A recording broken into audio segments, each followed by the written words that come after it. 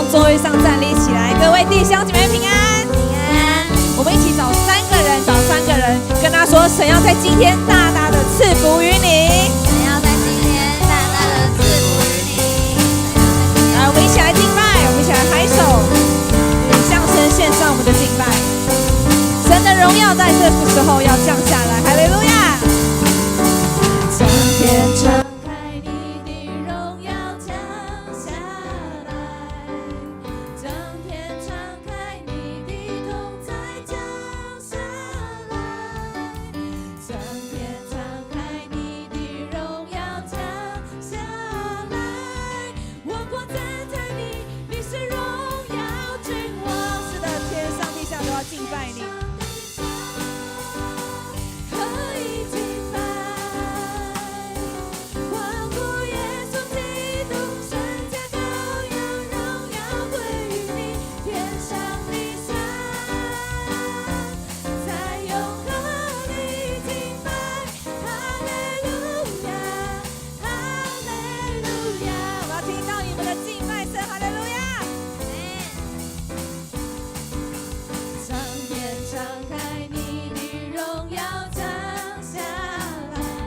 神的同在将降下来，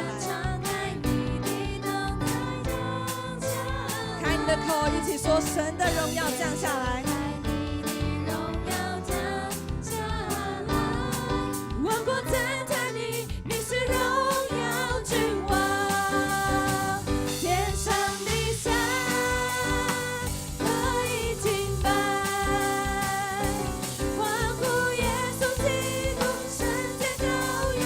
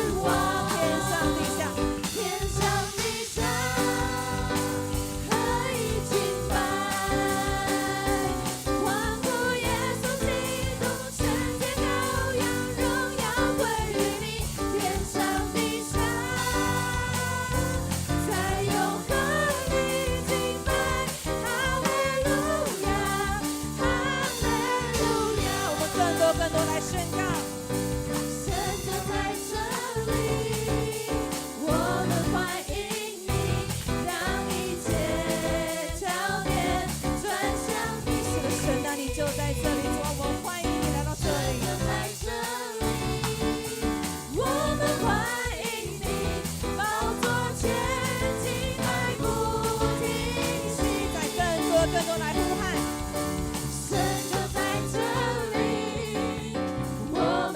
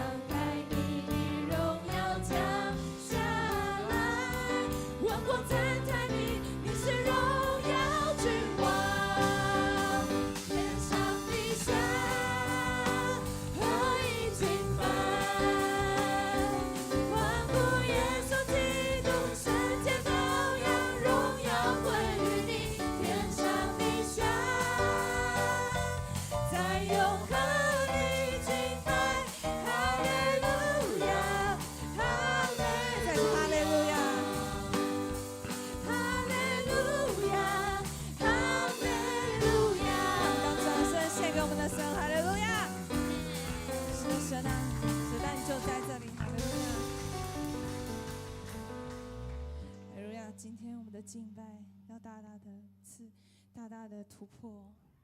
我们要让神亲自来到这里，神的宝座要降临在这里，神也要亲自的来触摸我们每一个人的心。主啊，我们要荣耀你的名，我们要更多的来呼喊你的名。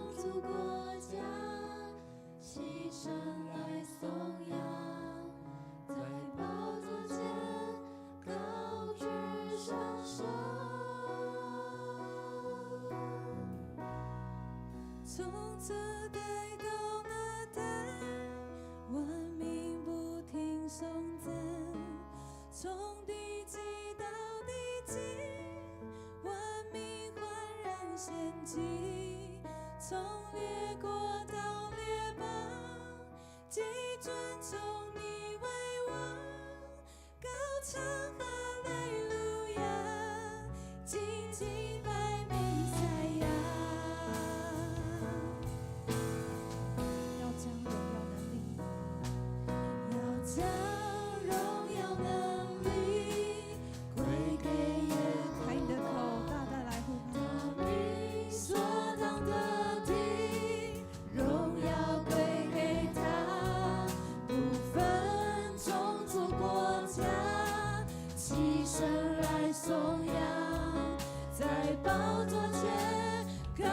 举双手，从这代到那代，万民不停颂赞；从地极到地极，万民焕然献祭；从列国到列邦，既尊崇你为王，高唱哈利路亚。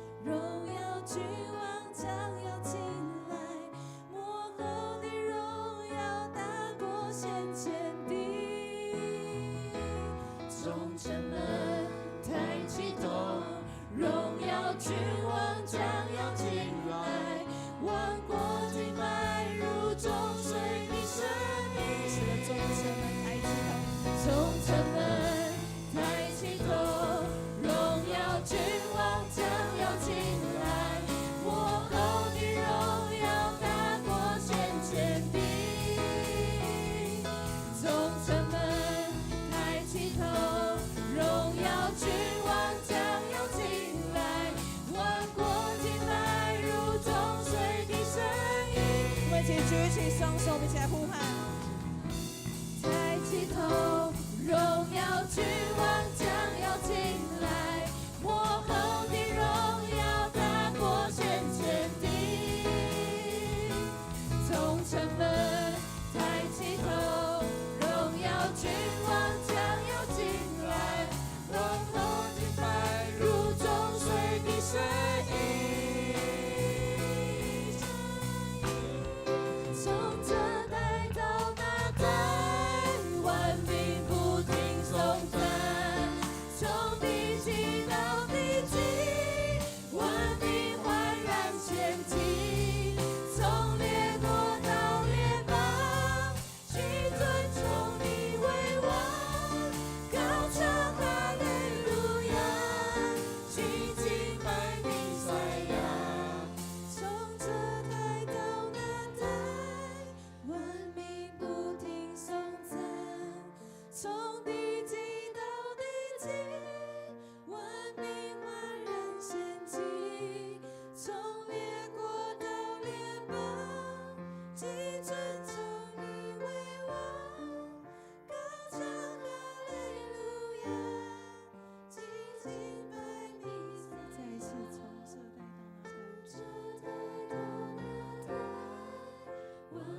主我们要敬拜你，主我们要颂赞你的名。主你听见了吗？主你听见了我的呼吁。焕然仙境，从列国到列邦，去尊崇你为王，高唱哈利路亚，齐敬拜弥赛亚。是的，主啊，你的名直到万代。主啊，你是信实永不改变的神。主，我们要更多的来敬拜你。主啊，你要听见，你要听见，你要听见，你要亲自来到这当中。主啊，你世世代代做我们的居所，你的宝座从太初立定，亘古就有。你以为言为义，以能力束腰，世界就坚定，不得动摇。主啊，你荣耀国度在我们的中间，你的旨意满有智慧，必要成就。你心事不改变，一句永不落空，掌权到万代，不能震动。我敬拜尊崇你，生命将荣耀归你，你永远长存，权柄永存无尽。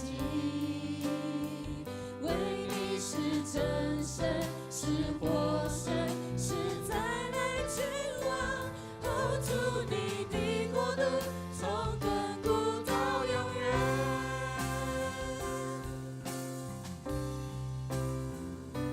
主啊，你世世代代做我们的居所，你的宝座从太初立定，亘古就有。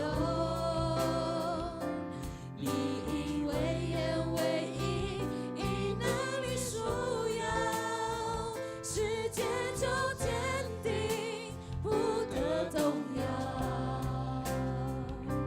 主啊，你荣耀国度在我们的中间，你的旨意满有智慧，必要成就。你心事不改变，一句永不落空，掌权到万代，不能震动。我敬拜尊崇你，生命将荣耀归你，你永远长存，权柄永存无尽。为你是真神，是活神，是再来君王，hold住你的国度，从亘古到永远。我敬拜尊崇你，生命将荣耀归你，你永远长存，权柄永存无尽。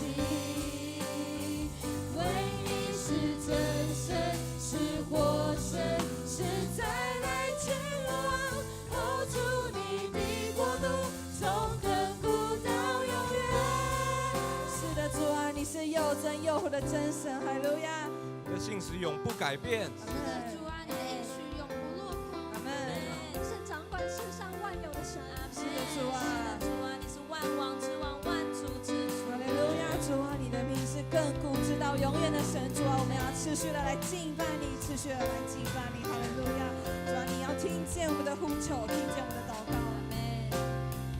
我敬拜尊崇你，生命将荣耀归你，你永远长存，权柄永存无尽。为你是真神，是活神，是再来君王，hold住你的国度，从亘古到永远。我敬拜尊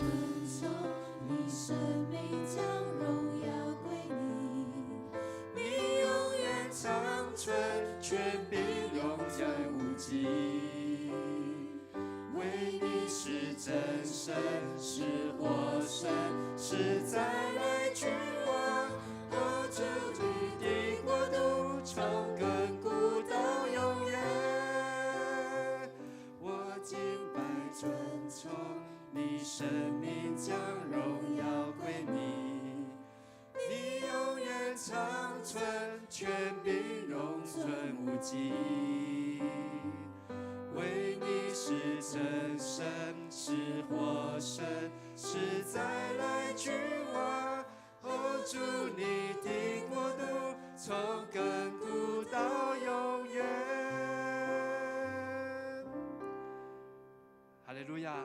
天上的父神，我们用诗歌颂赞你，我们用心灵诚实来敬拜你。今天的晚上，你要在我们当中，求主设立你的宝座，就在我们每一个人的心，就在我们的中间，让我们所尊崇、所敬拜的这一位，是创造天地的主，是使无变为有、使水变为酒的神。我们所敬拜、所尊崇这一位，是使死人从死里复活，叫那瞎眼的看见，叫那瘸腿能行走的真神。主啊，求你再次在我们的当中，在我们的心中作王居首位，把我们最好的来献给你，把我们生命当中最重要的交给你。求神你来掌管我们的一切，也求神你就在我们当中彰显你奇妙的作为。主啊，我们也为我们当中的弟兄姐妹，或是在线上参加的弟兄姐妹来祷告。主啊，你知道我们的难处，你知道我们的困难，或你知道我们的软弱和不足。但是主，我们虽然软弱，但是因着你的恩典，能够使我们的软弱成为刚强；因着你的恩典，使我们的贫穷成为富足。让我们再次用信心来领受神你所要给我们丰盛的应许，带领我们进入神你丰盛的恩典当中。求主听我们的祷告，也求主与我们同在。我们这样祷告、祈求、敬拜，都是奉靠我主耶稣基督的圣名。阿们。在你要坐下以前，跟你旁边的弟兄姐妹给他一个鼓励，跟他说：今天神要听你的祷告，今天神要听你的祷告。请坐。我们一起来读今天的经文，历代志下第1章7到13节。这段经节记载了圣经当中非常人人称羡的一页。好，那就是上帝对所罗门王说，在他的梦境当中来显现，并且给所罗门一张空白的支票。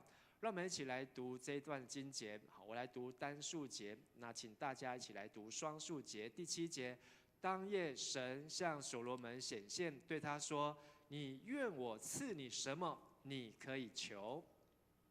所罗门对神说：你曾向我父大卫大施慈爱，使我接续他作王。耶和华神啊，现在求你成就向我父大卫所应许的话，因你立我做这民的王，他们如同地上尘沙那样多。求你赐我智慧聪明，我好在这民前出入，不然谁能判断这众多的民呢？神对所罗门说：我已立你做我民的王，你既有这心意，并不求资财、丰富、尊荣，也不求灭绝那恨你之人的性命，又不求大寿数，只求智慧、聪明，好判断我的民。我必是你智慧聪明，也必是你资财丰富尊荣，在你以前的列王都没有这样，在你以后也必没有这样的。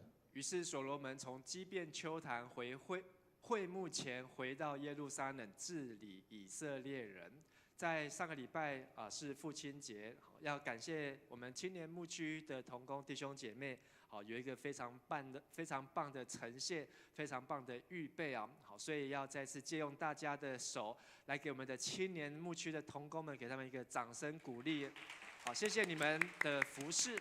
好，然后能够在父亲节主日，也是青年服事主日当中，做一个很棒的呈现，让教会的弟兄姐妹、长辈、年轻人，好，或是儿童，看见迦南教会的青年是充满着盼望，也是充满着活力。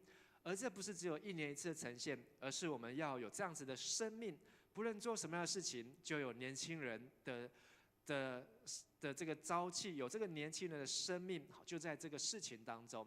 在上个礼拜主日的信息当中，我们透过历代志上，好，讲到建造圣殿，大卫为了建造圣殿花了很多的时间预备。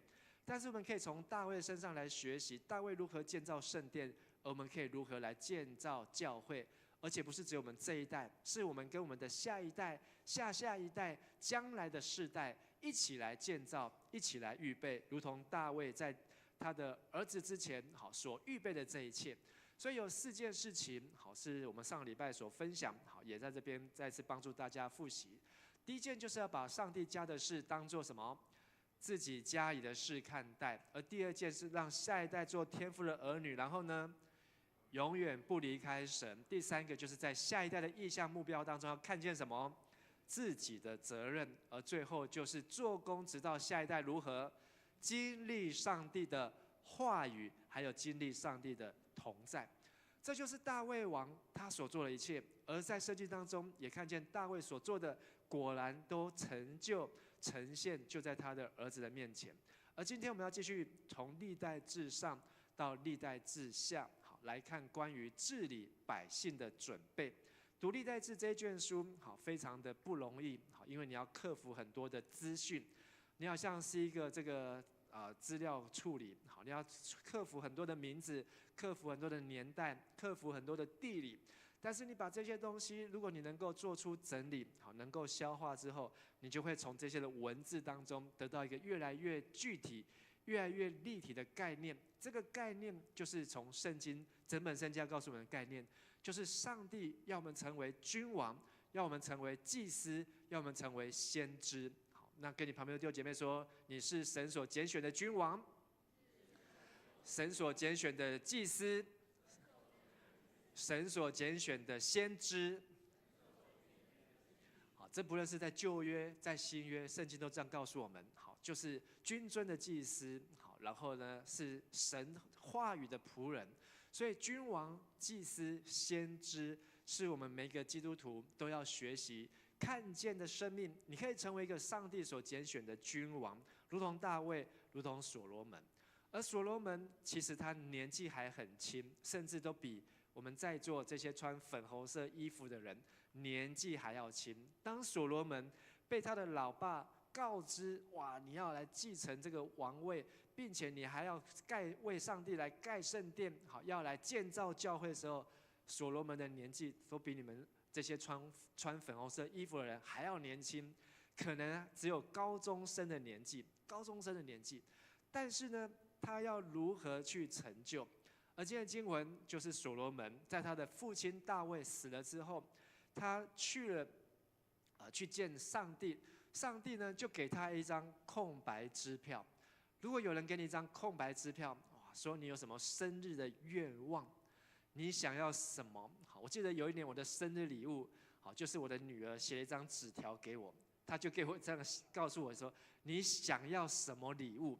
哇，这一张呢，我听了那张纸条，我到现在都还留着啊。好，因为我想要的他不一定他买得到，可是呢，他有一个心意，就是爸爸你生日了，你想要什么礼物？好，他想要知道，好，他不是真的想要送我那个礼物，他或许只是想要知道我想要什么礼物。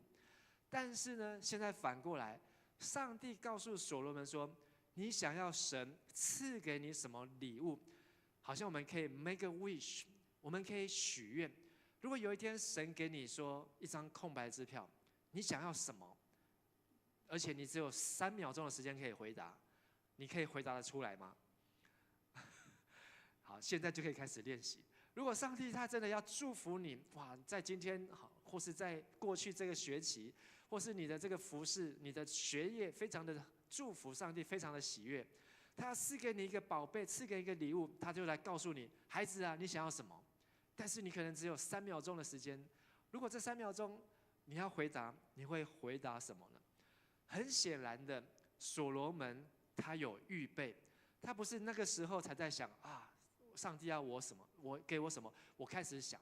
所罗门他有预备，所以呢，他想到的并不是他个人的。其实所罗门他要的东西，他爸早就可以怎样，都可以给他金子、银子、铜铁。香柏木这些高级的材料，好，甚至那个年代那个世代当中，哇，所有的这些的好吃好喝的好玩的，他爸的能力都可以给他了，他到底要什么呢？他要的其实很简单，就是上帝啊，我要怎么样治理这个国家呢？请你也赐给我判断的智慧啊！下面有一个小字说，我的爸爸父亲好大卫，他实在太厉害了，我真的没有办法能够知道我是不是能够像我爸爸那样。我现在不过10几岁而已，好，我做王了，他20岁了，他已经20岁了，终于做王了。可是呢，他不知道他要去治理这么多的百姓，这一些的人，他该怎么办？不要说治理，今天把整个青年牧区的青年名单通通交给你手上，说牧师告诉你说，从今天开始，你就是这个青年牧区的区长，所有的青年通通你来牧养他们，有没有办法？可不可以？愿不愿意？或是你敢不敢呢？而所罗门他所要牧养的、治理的，却是这样的放大好几倍。所以所罗门做了几件事情，在圣经当中，好，今天牧师要带大家一起来看。他做的事情呢，好，首先他就去到圣幕前来敬拜。如果你有看历代志上，就知道他的爸爸大卫，后来因为被上帝惩罚，好，他的爸爸大卫做了3件上帝不喜悦的事情，所以他跟上帝其实是有个距离的。他呢一直都在耶路撒冷来敬拜上帝，可是上帝的会幕呢是在基遍这个地方，2个离得不远。但是呢，他把约柜迎接到耶路撒冷，他从此就再也没有去过基遍。然后他把祭司分2边，利未人分2边，服侍人员分2边，在基遍也服侍，在耶路撒冷也服侍，而大卫都在耶路撒冷来侍奉敬拜神。可是他的儿子所罗门呢，做了一个他爸爸没有做的，就是他儿子所罗门离开耶路撒冷，去到了基遍，去到了耶和华的会幕帐幕当中敬拜，然后上面的经文写，他献了1000头的牲畜，好做烧化祭，1000只的牛，好就献给神。他呢对上帝是大手笔的奉献，好，这个牛如果换算今天，好1只牛可能要10万块，好，他这样一次的奉献呢，哇，可能就可以建一个礼拜堂。当天晚上，上帝就对所罗门显现，刚才一开始说的，你要什么？你要我赐给你什么？所以上帝其实喜悦所罗门，而且上帝直接给他一张空白的支票。但是很多时候，我们跟上帝求，或是这张空白支票，许愿跟祷告有没有一样？许愿跟祷告不一样，或是一样？不一样的地方在于，许愿你可能是心里面的愿望，祷告你有一个对象，祷告就是我要跟神求。祷告就是我要有一个对象，我知道我要祷告的对象是谁。但是有时候许愿是在我们自己心里面许愿。好，今天有人帮我庆生，然后也有人请我吃蛋糕，然后我也在心里面许个愿。但是许愿呢，跟祷告是不一样的。好，所以跟你旁边的弟兄姐妹说，许愿跟祷告是不一样的。有时候我们常常在许愿，但是我们不一定常常在祷告。祷告就是你要很清楚的，你在跟上帝祷告。而且你要先认识上帝，你才知道上帝可以给你什么。就好像你想要一个生日礼物，你跟爸爸说：“爸爸，我想要一台蓝宝坚尼的生日礼物。”你的爸爸说：“好，我可以送你一个蓝宝坚尼鸡。”好，有没有听过蓝宝坚尼鸡？没有，我爸养的蓝宝坚尼鸡，我才听过有这种鸡叫做蓝宝坚尼鸡，全身都是黑的。爸爸说：“我买不起一台蓝宝坚尼跑车给你，但是我可以买得起是一只蓝宝坚尼鸡。”我们跟上帝祷告也是一样，你要知道上帝愿意赐给你什么，乐意赐给你什么，能够赐给你什么，而不要跟上帝求妄求。所以我们的祷告祈求，一开始你要先认识上帝，知道跟上帝祷告。所以今天所罗门求了2件事情。他就求了这2件事情，就是他跟上帝祷告，上帝就帮助他把那个支票填好，而且还把它补满。第一件求的呢，所罗门求神实现向我父亲所应许的话。在现代中一本就是黄色，求你实现你对我父亲的诺言。所罗门的祷告当中，第一件事情，他祷告是有根据的。这个根据就是来自于他的爸爸告诉他的事情。他爸爸告诉他什么呢？好，就是很有名的大卫之约，在历代志上17章13节，这是上帝对大卫还活着时候所说的话。上帝这样子说，好，这个把一支麦克风拿给那个浩宇，然后呢，请浩宇用那个很低沉的声音来念这一段经文啊。看得到字吗？不然你坐过来啊。你死后跟祖先葬在一起时，再慢一点。我会立你的一个儿子做王，使他的国强盛。他才是为我建造这圣殿的人。我要使他的朝代继续到永远。我要做他的父亲，他要做我的儿子。我不会收回对他的爱，像我从前对待扫罗，废了他而立你做王那样。我要使他永远治理我的子民和我的国，他的王朝永远存续。好，给浩宇一个掌声鼓励鼓励。这就是很有名的大卫之约，上帝跟大卫立的约。所以所罗门的祷告第一件事情，他是有所本，他很聪明，他知道上帝跟他爸谈过的条件有什么 deal， 所以呢，他就马上翻出来，上帝，你有告诉我爸这件事情，这件事情跟我有关。上帝对我的爸大卫说，上帝要做我所罗门的父亲，而所罗门要做上帝的儿子。所以所罗门他先抓住，求你自己要实现你跟我父亲的诺言。你说你要做我的天父，我要做你的儿子，这是第一个。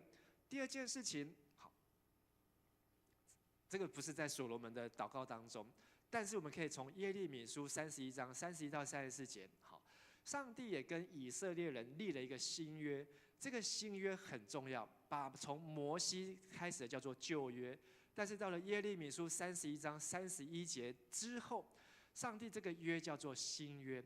所以我们的圣经的新约并不是从马太福音开始，我们的新约在耶利米书就已经被写出来了。这个新的约33节，好，我们大家一起来念：我要与以色列人民订立的新约是这样，我要把我的法律放在他们里面，刻在他们的心上。我要做他们的上帝，他们要做我的子民。好，都到这边，谢谢。上帝要立的新约，不再是只有在石板、石块、摩西的诫命上面，而是这个约直接要刻在人的心中啊。所以这个心中就是你永远都会带着，永远不会忘记。你有没有跟上帝，或是上帝有没有跟你立过这样的约，是在你的心中，让你永远不会忘记的？如果有，那个约是什么约？那一定会是一个最重要的约。其实这个新约指的就是耶稣基督啊。好，所以跟你旁边的弟兄姐妹说，新约就是耶稣基督，新约就是耶稣基督。所以这个新约，好，你要解释很长，但是你可以用最简单的浓缩一句话，就是新约就是耶稣他道成肉身来到我们当中，救我们的生命，让我们的生命可以脱离罪恶的辖制，做上帝的儿子。其实就是回到所罗门这句话，我要做他们的上帝，他们要做我的子民。这一句话从大卫之约到耶利米书的新约，耶利米书我们在今年的10月、11月，历代志读完之后就开始读这卷耶利米书，而到最后圣经的启示录21章第3节，黄色地方，好，邀请我们大家一起来读。他要和人住在一起，而他们要做他的子民。上帝要亲自与他们同在，要做他们的上帝。这一段是在圣经的最后一卷、最后一章，好，结束之前，好，上帝最后的应许成就了，就是一直在重复这个上帝跟人的关系是永远在一起的关系。而这件事情发生之后，下面那些红色删除线的东西，就在这个世界上再也不存在，不再有眼泪，不再有死亡，不再有悲伤，不再有哭泣，不再有痛苦，这样的世界好不好？好啊，每一个人都会流眼泪，每个人都会经历死亡，都会有悲伤、哭泣、痛苦。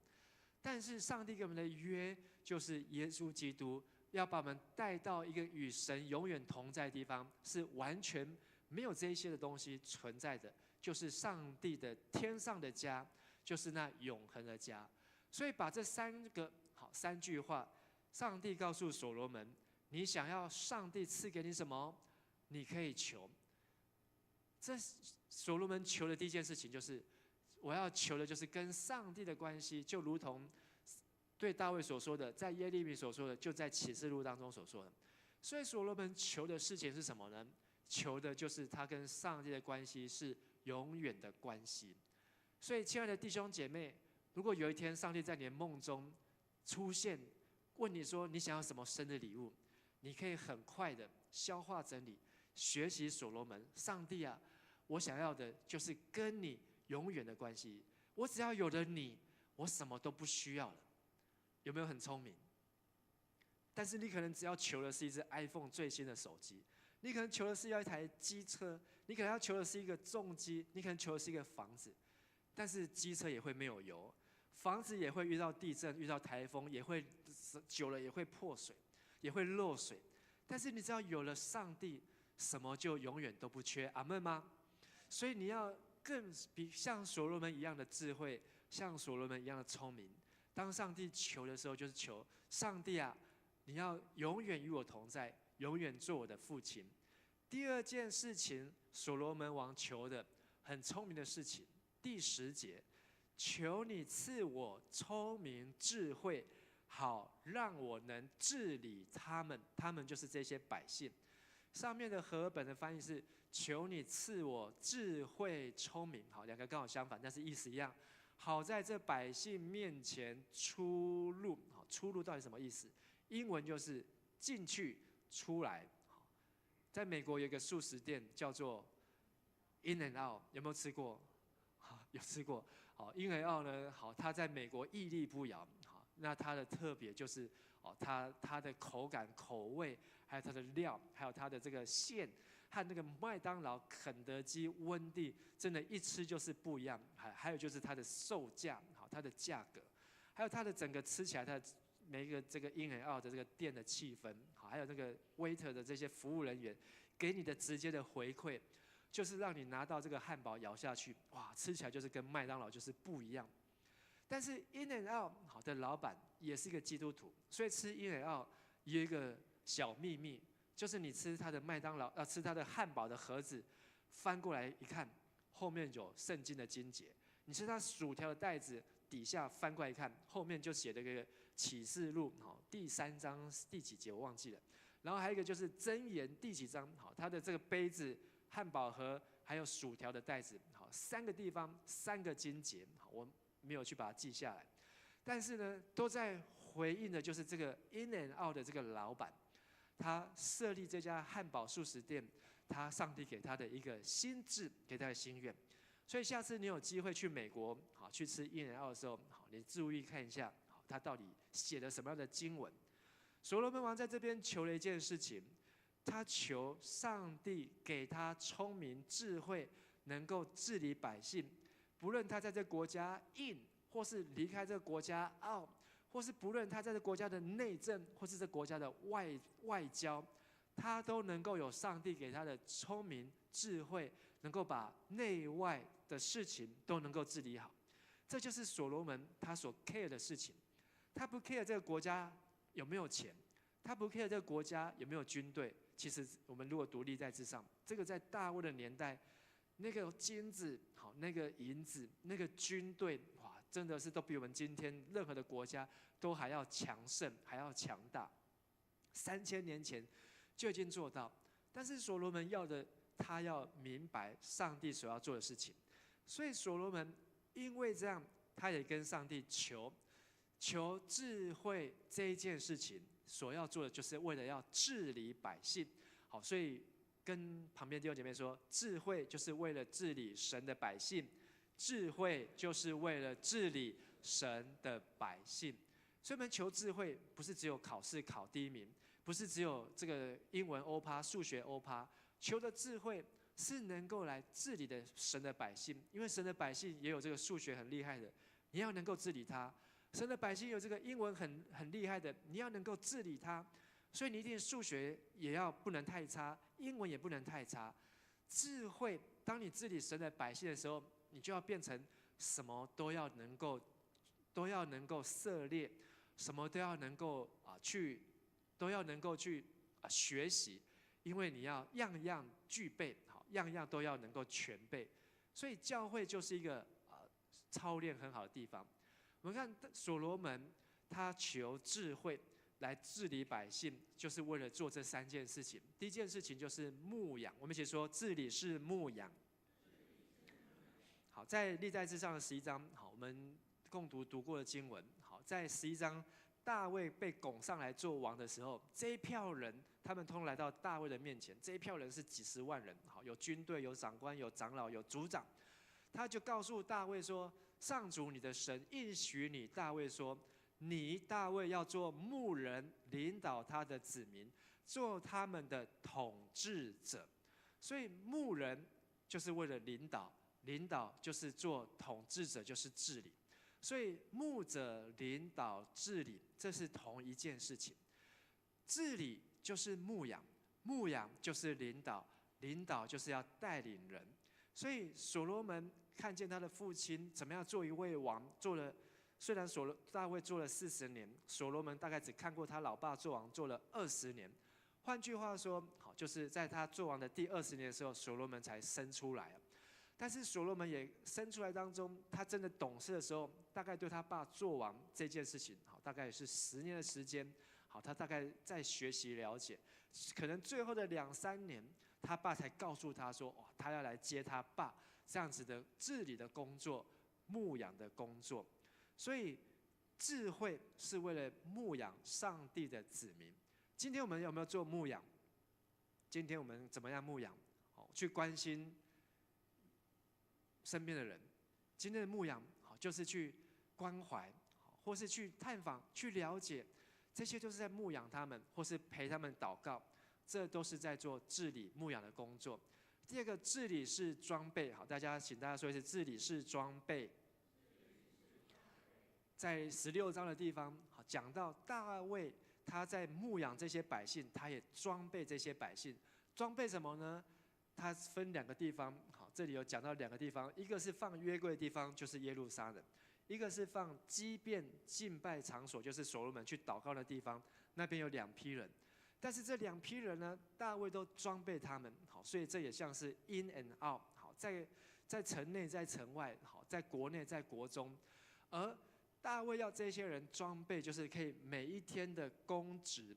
是什么是公职呢？就是跟上帝维持上帝跟上帝之间的关系。所以第40节，我邀请大家我们一起来读：每天早晚，他们要照着上主给以色列人的法律书上所写的，在祭坛上献烧化祭。所以天天，前面是天天，后面写早晚，意思可能应该是一样。就是他们跟上帝的关系要维持好，不是1个礼拜1次，不是只有1个月来1次，不是只有1年敬拜上帝1次。要维持跟上帝的关系，需要智慧，需要治理，而需要装备。这样的装备是维持我们可以每一天跟神之间的关系。所以我也请问大家，你为了要维持跟神每一天的关系，那你每一天应该要跟神做些什么事情？是不是要每天要跟神讲话，每天要跟神祷告，每天可能要读神的话，或是听上帝说什么话，维持跟神之间的关系，为了让这样的关系能够长久，能够持久。所以大卫他牧养这些百姓，他也装备这些百姓，让百姓可以每一天跟神都有连结。我们很容易在每一天的忙碌生活当中，张开眼睛，眼睛一张开，可能现在放暑假，眼睛一张开，可能已经11点了，中午12点了，或是你眼睛一张开就要赶快出门，赶快要上学，赶快上班工作。到你真的可以躺下来，眼睛闭起来要睡觉的时候，一整天可能都没有时间祷告。可能一整天你可能都没有时间可以读神的话，有没有可能？非常有可能，因为我们现代人的生活步调、目标、梦想太多太忙，但是我们就很容易忽略就跟神的关系。我们选择这样生活的时候，我们跟神的关系就会怎样？渐渐的把上帝就放在旁边。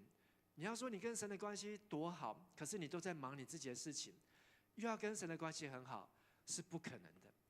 同样，一对夫妻结婚的夫妻，如果没有天天讲话，没有常常在一起，没有常常分享，好，他们可能变成是形式上的夫妻，名分上的夫妻，可是他们的那个心里面的相契相系，就会变成是一种例行的公事。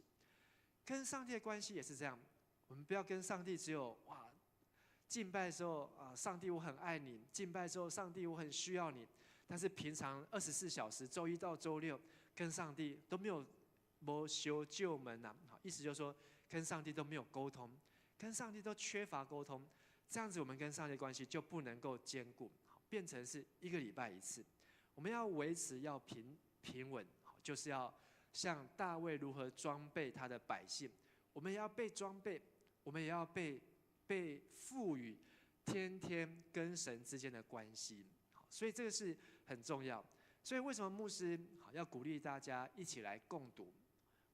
而且共读呢，有早上有晚上，早上是为了要读台语，晚上就是用华语，目的呢就是希望大家都能够维持跟上帝的关系，不是只有跟牧师，也不是为了要来完成这个聚会。这个聚会多少人并不是重点，这个聚会多久也不是重点，重点是我们能够被装备。透过参与这样的事情，我们能够被装备；透过参与这样的事情，我们能够每一天像是利未人、像是祭司一样，在上帝的面前。因为他们照着法律书上所写的，他们一定要先读过摩西的圣经，他们一定要先打开圣经，看上面到底说什么，他才能够天天在那边供职。所以，我们将来被选上成为教会的执事，成为教会的长老，也是在教会里面的服事。好，这样子的操练都是一种装备。最后，治理是一种差遣。我们说，治理是差遣，治理是牧养，治理是装备，治理它也是一种差遣。这个差遣呢，在历代志上，大卫的诗篇，这首诗篇是首什么诗篇呢？它是一个综合诗篇啊。这首历代志上116章的诗，综合了诗篇165篇、96篇、106篇，3首诗结合起来的诗篇。但是里面呢，都在命令句，你们要，你们要，你们要。好，然后你就读这首诗篇，就会看到大卫只要百姓要怎样，要这样，要这样，要什么呢？要感谢，要宣扬他的伟大，要向万国述说他作为，要歌唱颂赞他，要述说他做奇妙事，要荣耀他的圣名。所有寻求上主人都欢乐，要向上主求帮助，要时常敬拜他。后面还有一连串，大卫都在差遣他的百姓，差遣上帝的子民，要去宣扬上帝的作为。所以我们怎么样去宣扬？不一定是要出短宣队，不一定是要办夏令营我们才能够宣扬，而是每一天你跟神的关系维持好，你出去做的每一件事情都在感谢上主。你只要跟上帝的关系好，你出去每一天在家出门所说的任何一句话，都在宣扬神的作为。但是反过来，跟神的关系不好，你可能一开口就让上帝很没有面子，你可能一做一些事情没有人看见，但是就丢了上帝的脸。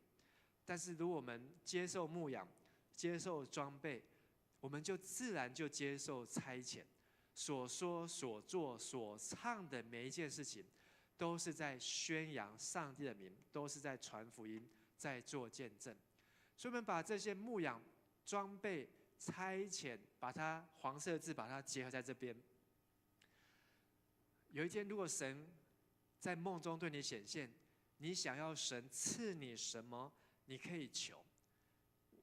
我盼望我们在听完今天的信息，看了所罗门的故事之后，你会求的是一个更具体的，是一个更合乎、更能够超越所罗门，超越所罗门，求能够去牧养神的子民，求能够去装备神的子民，求能够去差遣神的子民。当然，自己要先被牧养，自己先被装备，自己先被差遣，你就能够像所罗门一样，上帝所赐的这一些，你不但赐给你，连你没有求的这一些的尊荣、资财，这一切的什么尊荣、资财，好，还有丰富，还有长寿，上帝都要赐给我们。当我们求的是合神心意的，连我们没有求的，上帝都要赐给我们，因为这是在耶稣也说过这句话。好，所以登山宝训马太福音第6章，好，我们一起来读这一段。所以不要为吃什么、喝什么或穿什么操心，这些事是不信的人所追逐的。你们的天父知道你们需要这一切。等一下，大家，我们再重新再一次。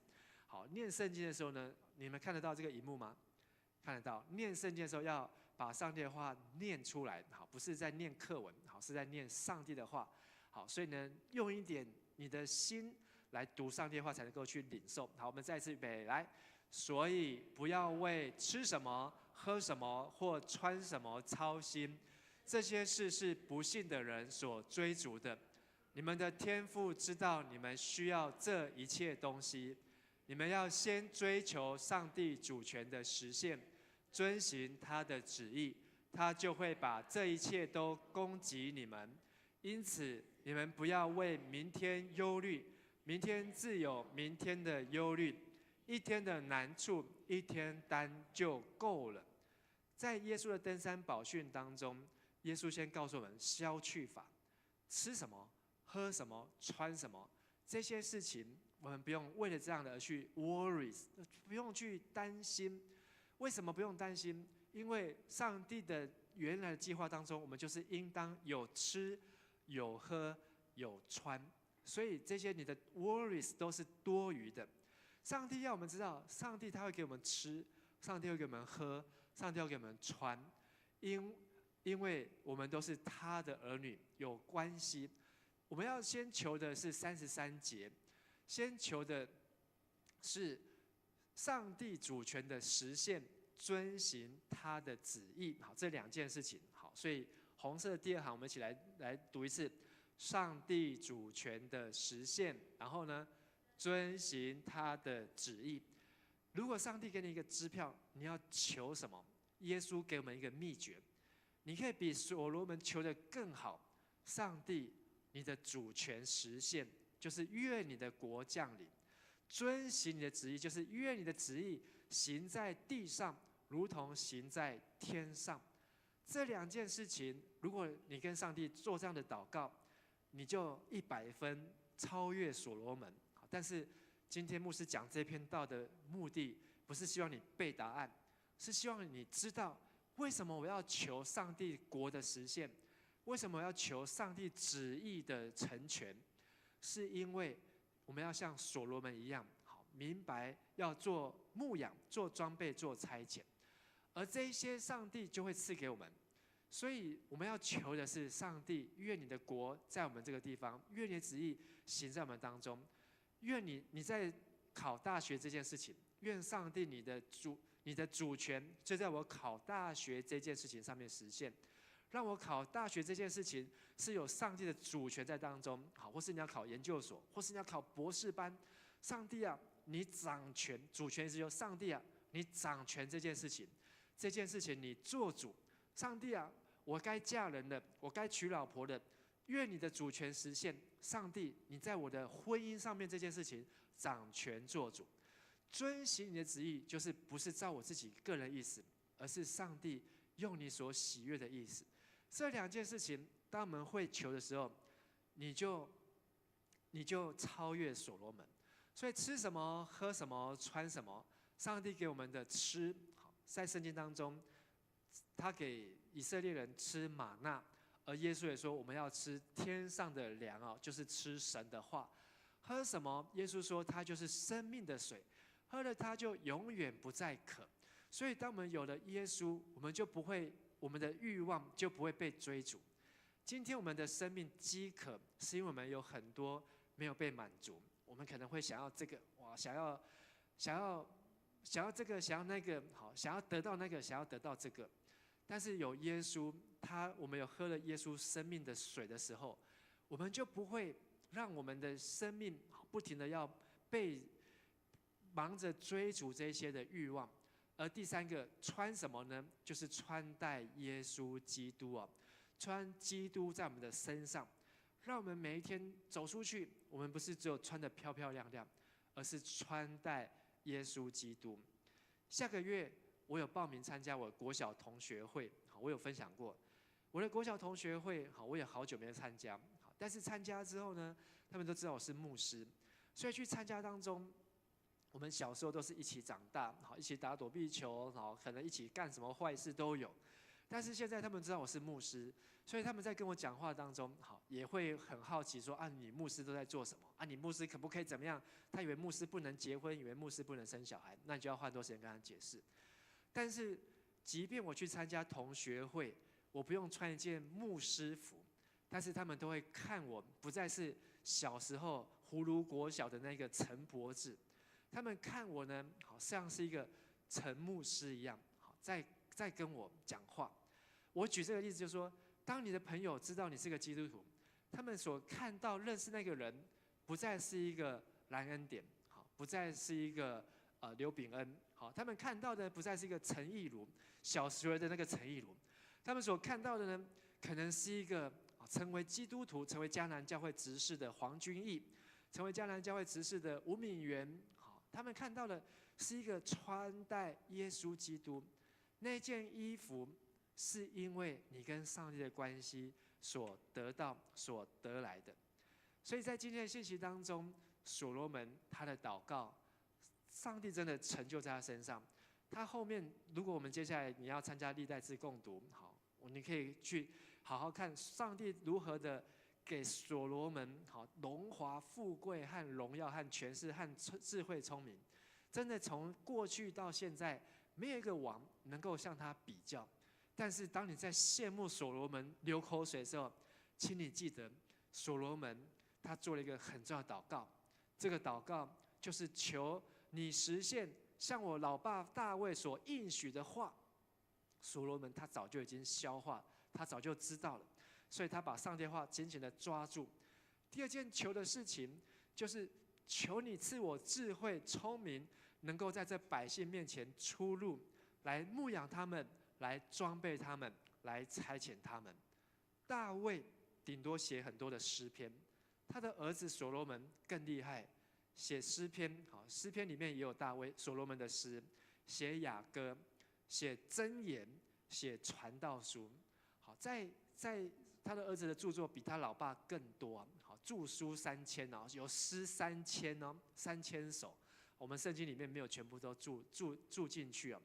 可是所罗门真的是把他上帝给他爸的恩典都放大。但是我要提的，所罗门最后的下场，你读历代志是读不到，但是你读列王纪上就读得到。所罗门最后的下场，他没有失去跟上帝的关系，他最后也是被这些世界，被这些他所娶的漂亮的妻子，被这些他的妻子所爱的人，所拜的这些偶像牵引去了，以至于他跟上帝的关系就疏远，所以非常非常的可惜。所以上礼拜我的儿子说我像大卫，但是我不希望我的儿子像所罗门，我一点都不希望。因为每次我想到所罗门的结局是这样，我也非常不希望我的儿子能变成这样子。我宁愿他当一个很平凡的，像彼得、像约翰，或是像那个捕鱼的渔夫，跟随耶稣的巴多罗买、拿但业，随便一个都好，不要像所罗门。因为他最后没有坚持到最后，即便他再怎么样聪明，再怎么样智慧，但是在后人的眼中来看，他就是没有守住最后的临门最重要的时刻。盼望今天的信息呢，对我们有帮助，也对我们每个年轻人。如果真的有一天你在许生日愿望的时候，你很清楚知道你要求的是什么，而且你也可以很自然说出：愿你的国降临，愿你的旨意行在地上，如同行在天上。因为你知道所罗门他如何导出这样的公式，你知道所罗门他如何整理出这样的要件。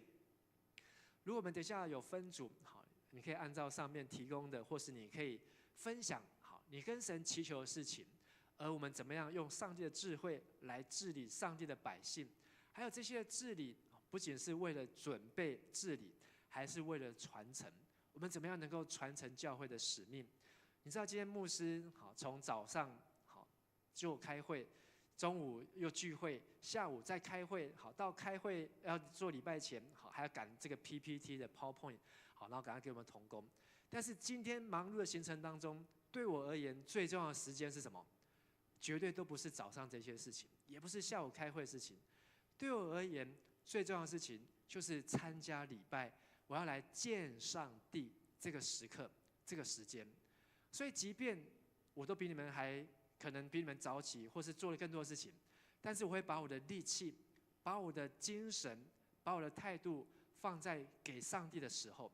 我不会说哦，我今天我要做礼拜，然后我要讲道，然后我讲道的时候我自己已经很累了，我自己讲道的时候我已经讲不出来，不是，而是我要把最后的、最好的都要留给上帝。所以我知道你们当中很多人，你们从早上开始聚会啦、练习啊，或是开始聊天啊，或是开始做很多的事情，但是不要把礼拜当作是最后剩下的事情，然后才给上帝。你这样就是刚好颠倒过来。你一定要把你的力气、把你的态度、把你要奉献给上帝的，要留到最后奉献给上帝。你的人生也是这样，在你要见上帝的时候，一定是你人生最好的那一刻。你要去见上帝的时候，就是你预备好的时刻，而不是都没有预备，或是你人生已经忙了很多了，你已经没有力了，好，你都退休了，你已经脑袋的可以用的资源都用掉了，最后你能够给上帝的上帝，你给我10块，我花掉9块，剩下1块钱，剩下50 cent， 我可以给你。你把剩下的才要给上帝，就刚好相反，而是要像大卫、像所罗门，一开始就把最好的献给神。上帝会让你的人生，上帝会在你的每一天当中来缔造神迹啊！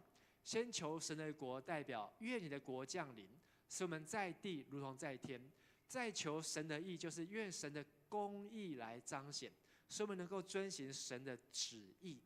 所以上帝说对的事情，我就不会把它当作是错的事情；上帝说错的事情，我就不会把它当成是对的事情。因为一切的对错不在我，在于神。你怎么知道？就是在于上帝圣经给我们的教导。所以当你今天吃了上帝的话，喝了耶稣基督生命的水，穿戴的是耶稣基督，你根本就不需要忧虑，你根本真的不需要为你的明天忧虑，你根本不需要去为吃什么、喝什么、穿什么忧虑，因为这一切都是外邦人在求，上帝已经给我们了。但是你说没有啊，是因为你没有去参与，你没有去做，去吃神的话，去喝基督的生命的水，没有穿戴耶稣基督。当你开始做，你就开始经历；当你开始经历，你就发现你所做的每一件事情更加有意义。当你每次来敬拜神，好，我们请敬拜团来台上。当你每次敬拜神，要来亲近神的时候，你会发现这是你人生当中最重要的事情。就好像大所罗门遇见了神那个晚上一样，上帝他就跟我们同样的这么亲近。从今天信息当中，牧师希望我们每一个人，将来你都像是一个牧师。就算你不是真的是牧师，但是你是一个可以牧养人的牧者，你也成为一个可以装备人、教导人的教师，你也成为一位可以差遣人、可以结出属灵产业、属灵果实、丰盛有余的基督徒的生命。而这一切，是做一个祷告，跟神求来开始。今天你跟神求，即便今天不会成就，但是在你的生命当中的某一天，它就成就。你在牧养神的百姓，你在装备神的子民，并且你也差遣神的军队、神大能的勇士出去宣扬上帝的名。这是上帝给我们的祝福。今天晚上是一个美好的聚集，是一个美好的时刻。牧师特别用的这首诗歌，成我们的分享。这样的诗歌是一个祷告，也是我们的一个感动，让我们能够借着这首诗歌的帮助，不是只是唱过去而已，而是真的你把它刻在你的心上，跟上帝祷告：上帝，这是我想要的，这是我愿意的，我现在所唱的就是我所求的。我用这首诗歌来向你求，求你就坚固在我的生命当中，可以活出上帝你永恒的计划和荣耀。我们邀请大家座位上站立起来，我们一起用这首诗歌来回应，来向神来祷告。主啊，你世世代代做我们的居所，你的宝座从太初立定，亘古就有。你以为言为义，以能力束腰，世界就坚定，不得动摇。第二节，主啊，你荣耀国度在我们的中间，你的旨意，你的旨意满有智慧，必要成就。你信实不改变，你信实不改变，应许永不落空，掌权到万代，不能争。我们从头再一次，主啊，你世世代代。主啊，你世世代代做我们的居所，你的宝座，你的宝座从太初立定，亘古就有。你为言，你以为言为义，以能力束腰，世界就坚定，不得动摇。副歌，我敬拜，我敬拜，尊崇你，生命将荣耀归你，你永远长存，权柄永存无尽。为你是真神，是活神，是再来君王。哦，主你的国度从亘古到永远。第二节，主啊，你荣耀国度在我们的中间，你的旨意满有智慧，必要成就。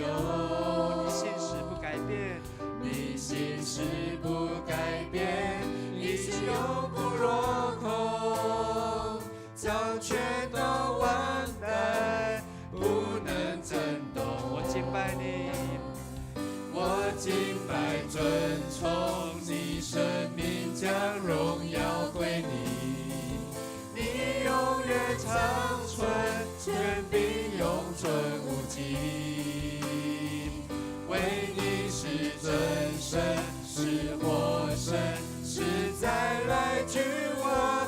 哦，主你的国度从亘古到永远。我们举起我们的手说：主，我敬拜，我敬拜，尊崇你，生命将将你的手向神来举起，向着那一位听祷告的神敬拜他，用你的心灵，用你的诚实来敬拜。唯有你是真神，是活神，是再来君王。哦，主你的国度从亘古到永远。更大声说：主你我敬拜，敬拜尊崇你，生命将荣耀归你，你永远长存，权柄永存无尽。为你是真神，是活神，是再来君王。哦，主你的国度从亘古到永远。哦，主你的国，哦，主你的国度从亘古到永远。再一次，你的国，哦，主你的国度从亘古到永远。亲爱的天父上帝，我们把今天晚上的聚会，把今天晚上的信息，把今天你在圣经当中所留下的每一句话，求圣灵帮助刻在我们每个孩子的心板上。让这一切的话不是从我们的耳朵听过去，从另外一个耳朵就溜出去，而是让神你的话能够住进在我们的生命当中，让我们学习勇敢的向神来求，求你的应许成就在我们的身上。我们要与神有亲密的关系，你永远做我们的父亲，我们永远做你的儿女。第二件我们要求的就是智慧聪明，能够来牧养，能够来装备，能够来差遣，让我们知道有一天我们会成为牧羊人，有一天我们会成为神的教师，有一天我们会成为像是元帅，像是将军，或像是君王，差遣子民，差遣军队，差遣神大能的勇士出去宣扬神你奇妙的作为。因为你的应许是我们要居上不居下，作首不作尾。主啊，求你祝福你的儿女，你的百姓，你的子民，有这样子的祷告在今天能够被你所垂听。虽然我们没有像所罗门奉献了1000头的牛在你的面前，但是我们愿意奉献的是我们年轻的生命，我们愿意奉献的是1000个日子在你的面前，我们能够敬拜你，尊荣你，高举你的名。我们要奉献的是我们的生命，是你所赐给我们的 DNA， 是你赐给我们的恩赐才干，能够用来为主所用。求你悦纳我们今天的奉献，求你垂听我们的祷告，让我们的生命有一天见你的面的时候，是得到主的喜悦，得到主的奖赏，奔跑天路，直到见到耶稣基督再来的时刻。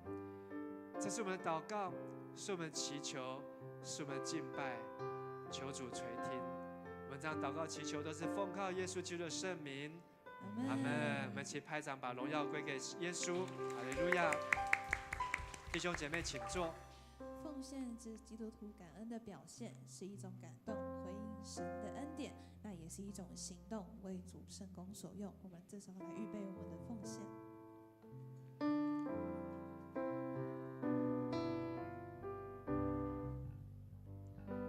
我在这是因你恩典，我在这是因你慈爱，主耶稣，我如此感动，因你丰盛恩典，感谢耶稣，耶稣，耶稣，感谢耶稣，是因着你恩典，使我能为你活，我赞美你直到永远。亲爱的主耶稣，谢谢你让我们今天一同聚集到这里来敬拜你，来听你的话。也谢谢你让我们今天在这大雨的夜晚，还是有许多人愿意来到你的殿堂来参加礼拜。求你聆听我们向你呼求的事情，因为我们知道你的应许不落空，我们也知道你的所有的话都是我们会聆听的。谢谢你，主耶稣。现在我们献上我们的时间、金钱、才能，都是为你主圣工所用。求主悦纳，孩子祷告是奉靠主耶稣的基督名求，阿门。哈利路亚！这个时候呢，在离开你的座位，我们再找3个人说，你要成为福音的代言人。你要成为福音你的代言要成为福音的代言人，人。你要成为我们要再对自己说，我们要成为福音的代言人。要成为福音的代言人。福音的代言人。将天敞开，你的荣耀降下来，将天敞开，你的荣耀降下来，将天敞开，你的荣耀降下来，万国在君王，天上地下何以敬拜？欢呼耶稣基督，圣洁羔羊，荣耀归于你，天上地下，在永恒里敬拜。哈利路亚，哈利路亚。我听见代言人的敬拜声，阿们吗？阿门。将天敞开，你的荣耀降下来；将天敞开，你的同在降下来；将天敞开，你的荣耀降下来。万国赞叹你，你是荣耀君王，天上地下何以敬拜？欢呼耶稣基督，圣洁羔羊，荣耀归于你，天上地下，在永恒里敬拜。哈利路亚，哈利路亚。神就在这里，我们欢迎你，让一切焦点转向你。神就在这里，我们欢迎你，宝座前敬拜不停息。再宣告，神就在这里。神就在这里，我们欢迎你，让一切焦点转向你。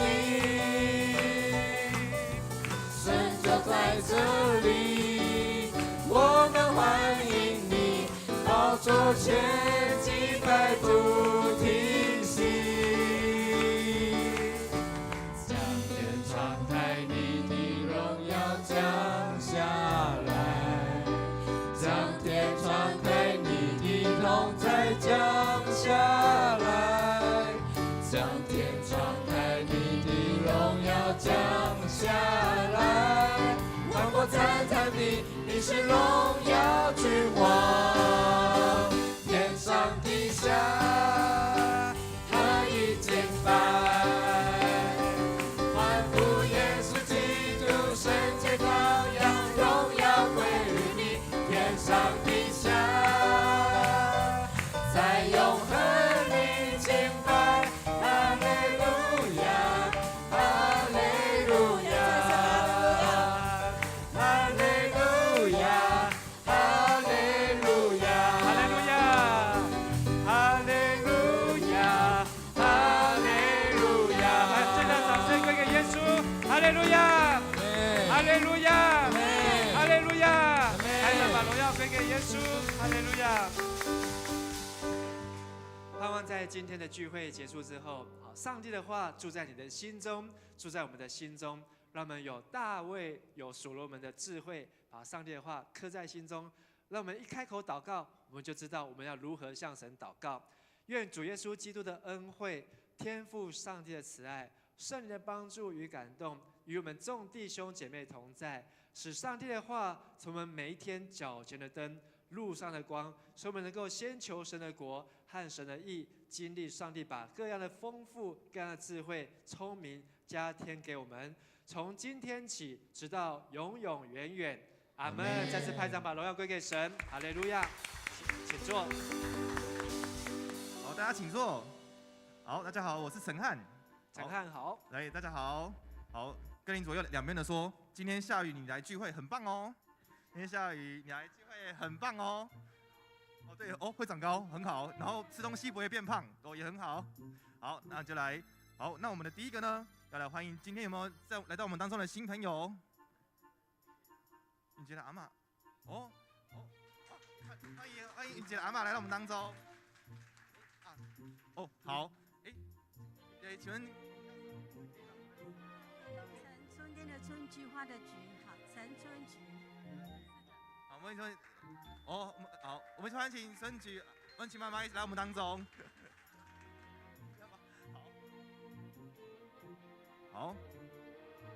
好，那我们第一个报告呢，就是青年牧区在8月17号下礼拜六的3点到5点，我们在601教室会举行那个招待同工训练，那就欢迎现在的招待同工，还有家亲小组，还有对招待服饰有兴趣的、想要了解的大家，然后都可以来参加。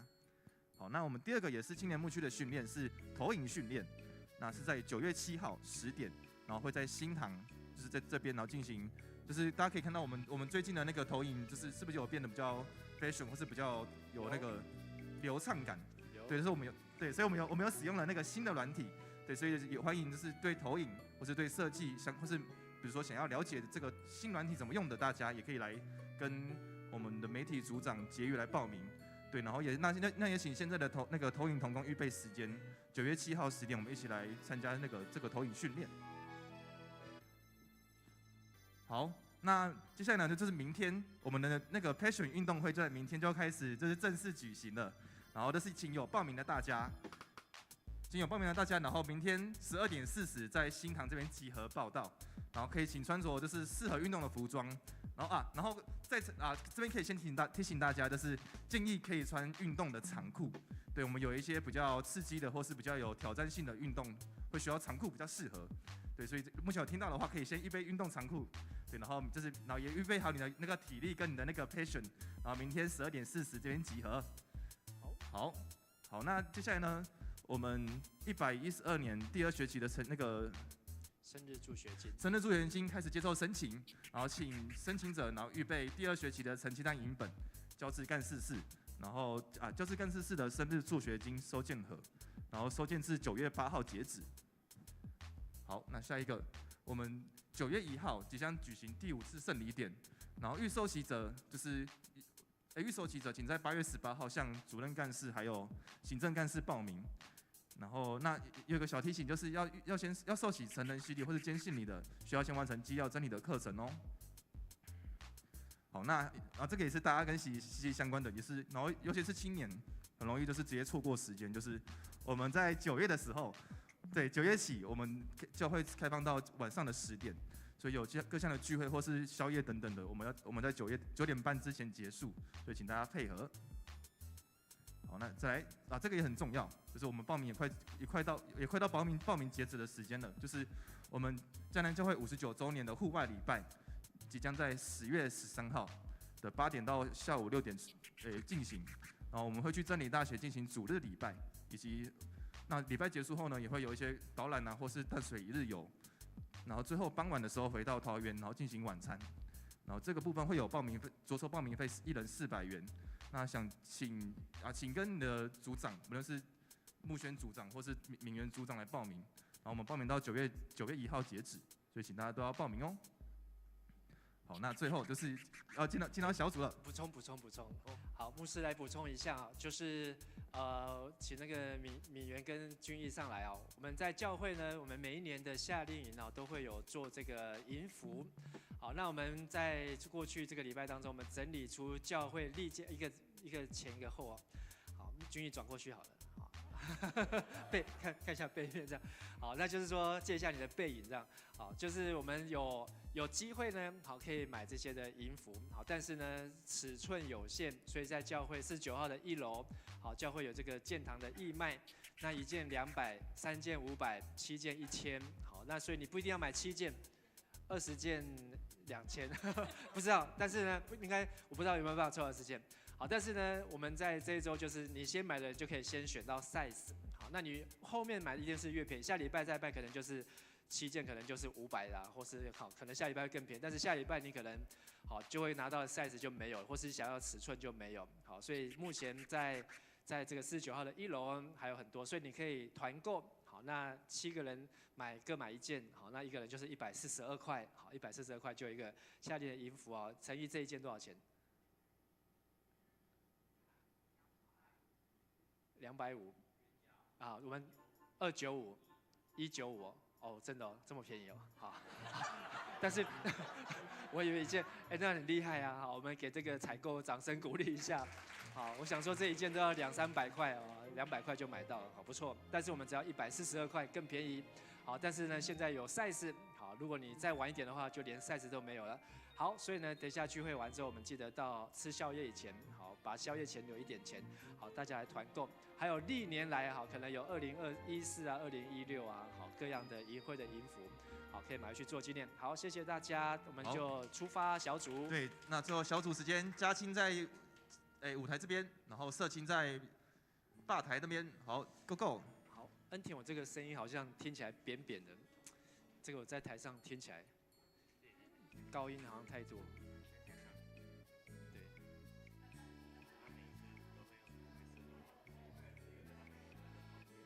对，test test 123，123。直撞小组在吧台旁边，嘉青小组在礼拜堂舞台左侧。123，123。OK， 好，先这样试试看。